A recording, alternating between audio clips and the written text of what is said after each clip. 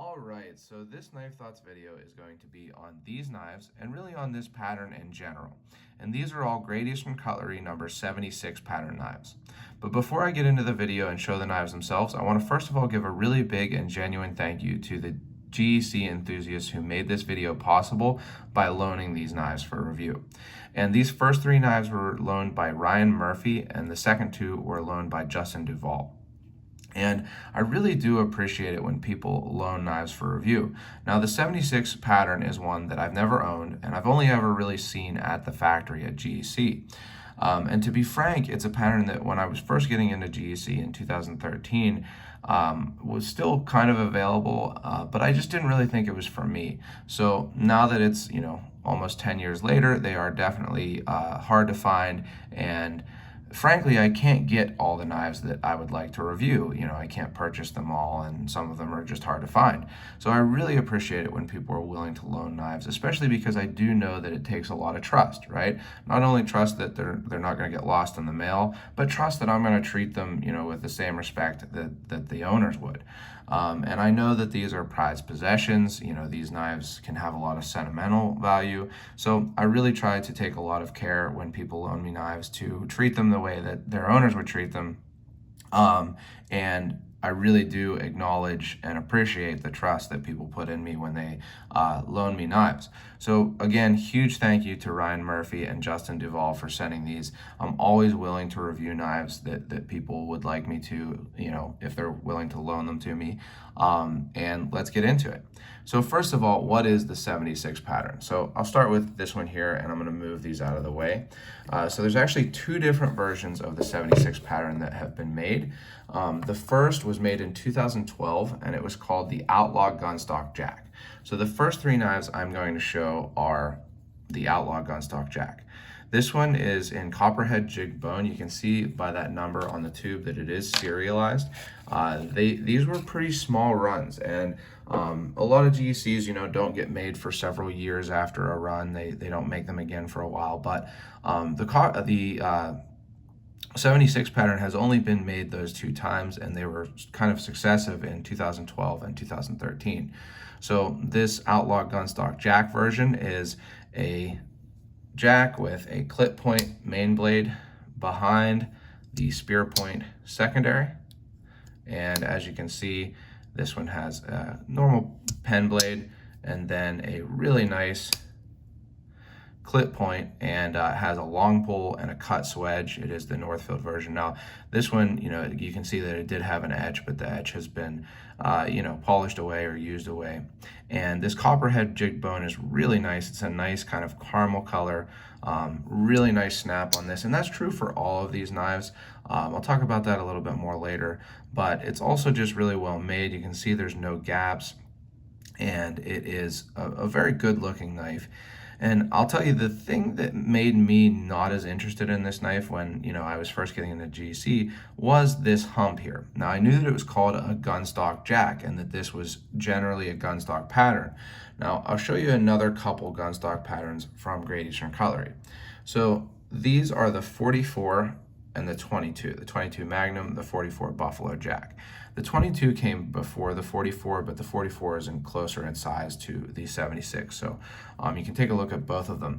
Now, these are more what I imagine a gunstock to look like. So you can see that it does have that swell, but it is a little differently shaped. It's a little wider at the butt end than at the pivot end, and it has that same serpentine type shape to it, but just a little different shape on this side with the swell there and the wider butt, as compared to the 76, which both ends are pretty much the same, size, but it does have that same swell and the same serpentine pattern.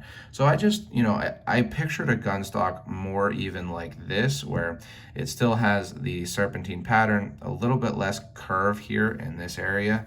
Although these are very, very similar, there is a little less curve on the 44 in this area, and I think that makes it look a lot like an actual gunstock. This would be the butt of the gunstock. This would be, where the action is. So this is more how I picture a gunstock, and I didn't really see this as looking a whole lot like an actual gunstock.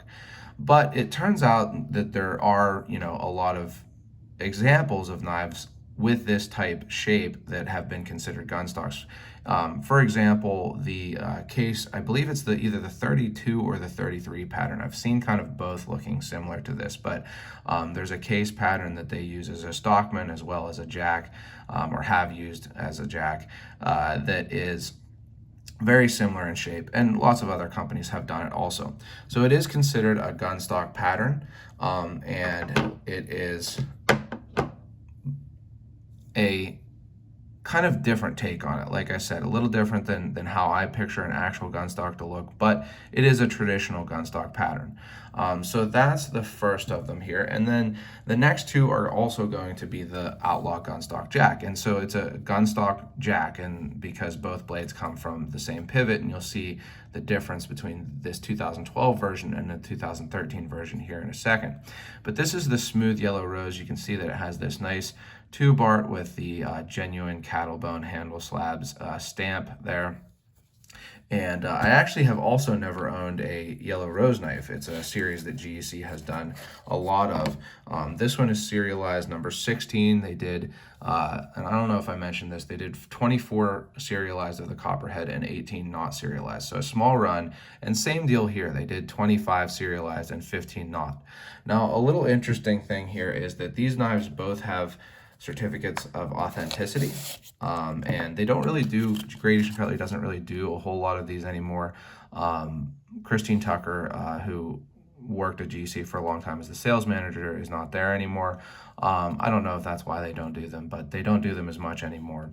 And you can see that these Outlaw Gunstock jacks came out in September of 2012. But the certificate of authenticity on the Copperhead says that there were 25 made, whereas the production totals that I looked up say that there were only 24 made. So, who knows which is correct, but a little discrepancy there that's kind of interesting. And then, like I said, the yellow rose version also has a certificate of authenticity, but the production totals and the certificate of authenticity agree on this one that there were 25 made.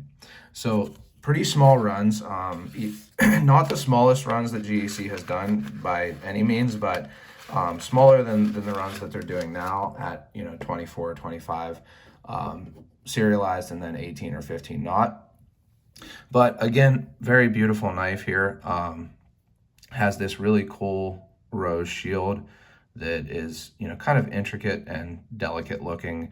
Very beautiful yellow bone. I like that there's kind of some variance in this yellow bone that you have, don't necessarily see in some of the other yellow bone GEC has done, or a little bit different in that it's kind of darker in the center here. So I do really like that. And again, made really, really well. No gaps really that I can see. Super nice action. And that's one thing. I've talked to the engineer at GEC. His name is Randy. And by the way, Randy actually offered to loan me some of these 76s also, and it just didn't work out logistically. So I really appreciate that also. And I appreciate him giving me some background info on these. He said that he considers the 76 along with the 74 and the 15 to be kind of a go-to standard for how he wants the action on knives to be. And they really do have really great kind of jumpy snap. They have solid pulls. I'd say about a 6, maybe a 6.5 or 7, but closer to a 6.5, I guess. And he considers these kind of a go-to standard along with the 15 and 74. And they do really have beautiful action on all of these blades, on all 5 of these 76s that I've seen here. But again, cut swedges, long pull. This one has the edge still, and a 1 of 25 edge on the back, and just a really nice knife. And one thing, I haven't used any of these knives, obviously, because they're not mine, but one thing I've noticed is that it's actually more ergonomic than I expected.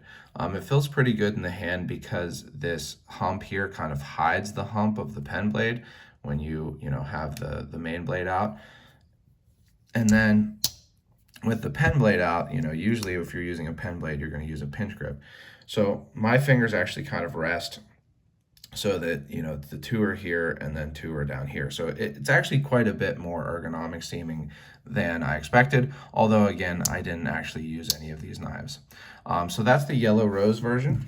And one more of the Outlaw Gunstock jack that a lot of people really liked is this old jack, crack-a-jack version.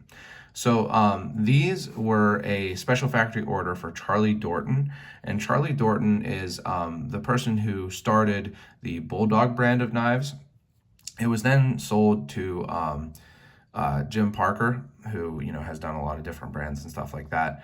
But the Crack-A-Jack is a kind of series of knives that Gradation Cutlery has done several of for Charlie Dorton, and you can see that it has this really cool tube art where it's the donkey head on the front and then the back of the donkey on the back here. So this one is also in copperhead jig bone. You can see that it's serialized, and they did 36 of these that were all serialized. Doesn't have a certificate of authenticity like the other two, but the interesting thing here is that there's a pretty good difference between the look of the copperhead jig bone on these two, in my opinion. This one has a good bit lighter areas, and they both look really nice. I like the jigging on both of them, but I really like the kind of two-color look on this Crack-A-Jack version. So I'm going to set these kind of to the side so you can see the other ones that are coming, but has this really cool donkey shield, and GEC has done a couple different animal shields. They do the beaver tail series.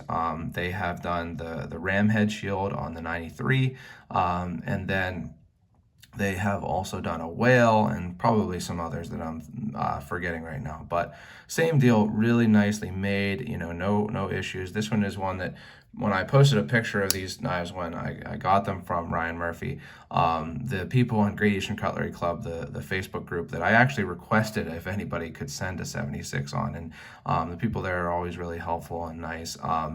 They really like this Crack-A-Jack version, so pretty cool. I like the etch, special made, and the shield, like I said, but just a pattern that, like I said, I didn't really have a whole lot of interest in seeing online when I was getting into it, but I'm surprised at how ergonomic it seems. And another thing, if you watch my channel, you know that I really don't like proud tips, and I always thought, this tip would probably be proud, and that it would make this pen blade would make it hard to get at the long pull of the clip point. And I haven't found that to be the case on any of these, actually.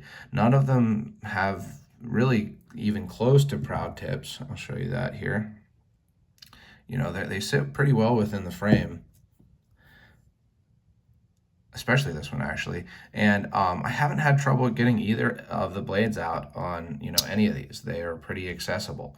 So again, sometimes I feel pretty confident most of the time that I can tell if I'll like a knife from seeing it from GEC, but sometimes they surprise you, and these ones are definitely surprising me. So let's get into the 2013 version, and these came out in May of 2013, and these are a moose. So they're called the Western Outlaw, but it's a moose type pattern on the same, a moose version on the same pattern.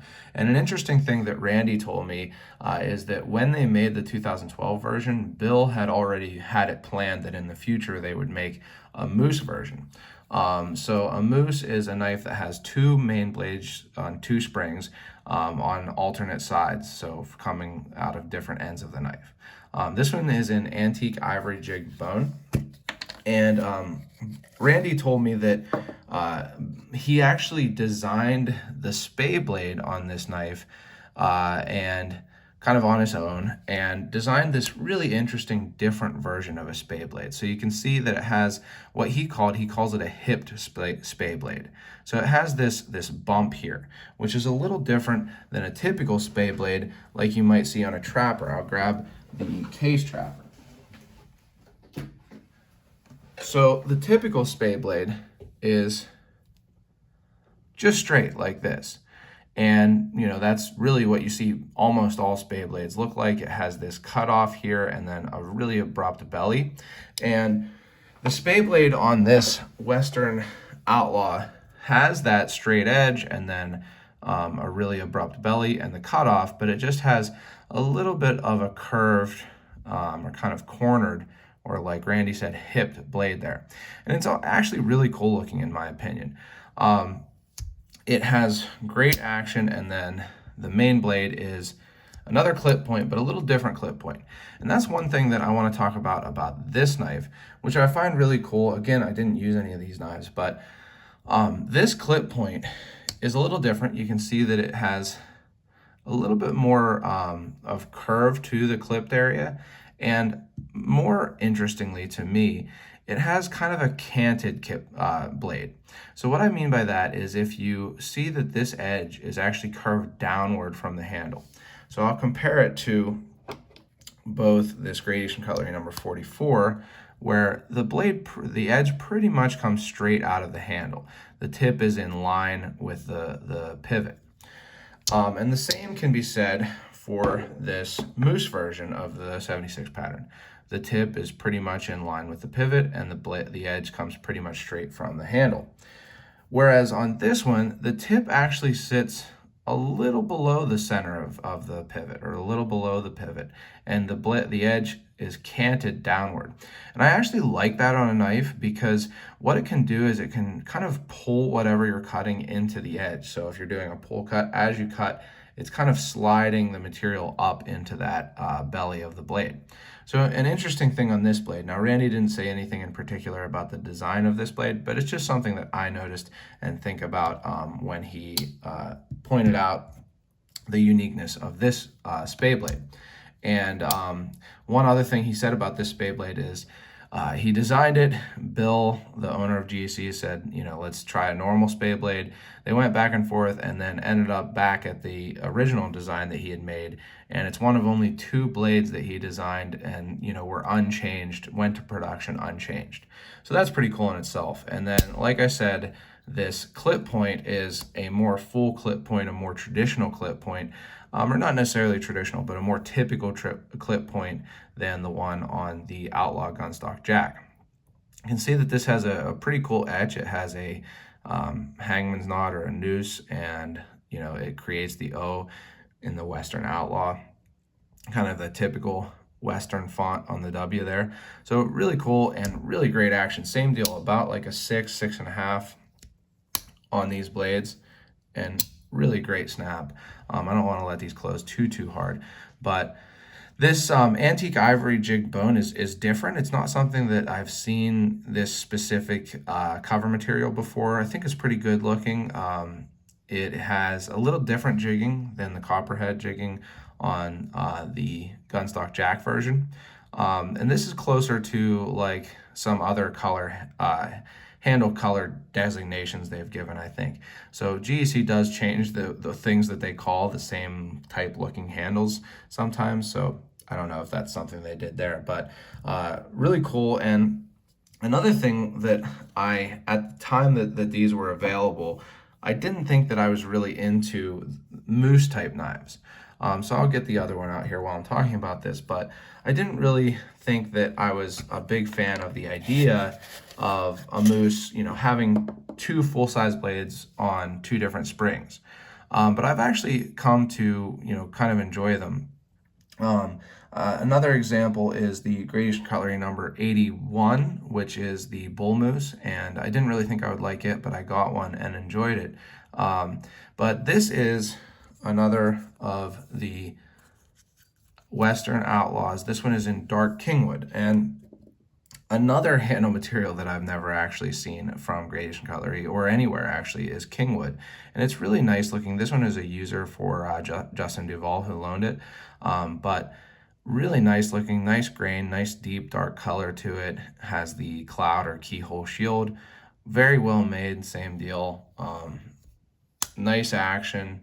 Again, has the this one has a long pull, and as compared to the Titty version, has a nail nick and drawn swedge rather than the cut swedge.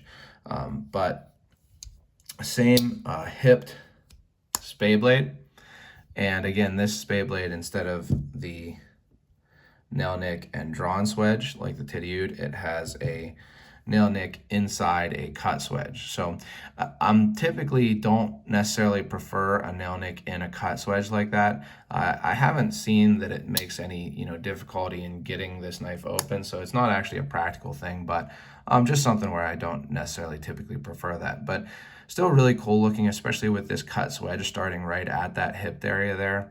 And just a really cool kind of pattern that I think I misjudged. I think I've misjudged moose knives in general.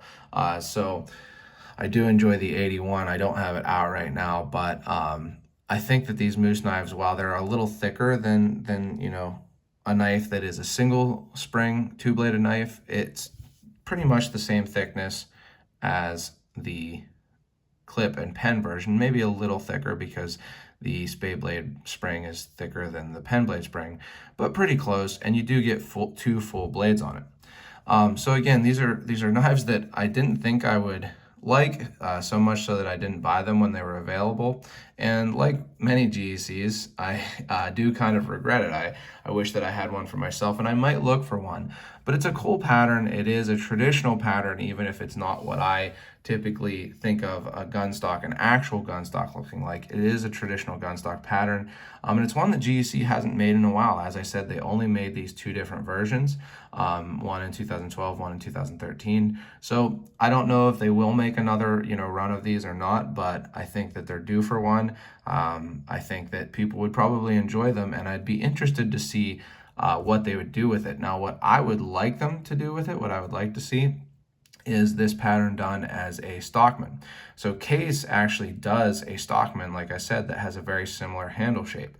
I'm forgetting again if it's the 32 or 33 pattern from Case. I think it's the 33, but either way, Case does a Stockman on this type pattern, and I think that GEC could do a really cool Stockman on this 76 pattern. So who knows if they'll do it or not, but that's what I'd like to see. I'd like to see another run of the 76, and I'd like to see it in a Stockman. I hope this video has been enjoyable for you. Again, it's something that I really appreciate people doing, loaning knives like this, and I try to make the videos enjoyable, get a little bit of background information, and kind of make it worth their while loaning the knives to me.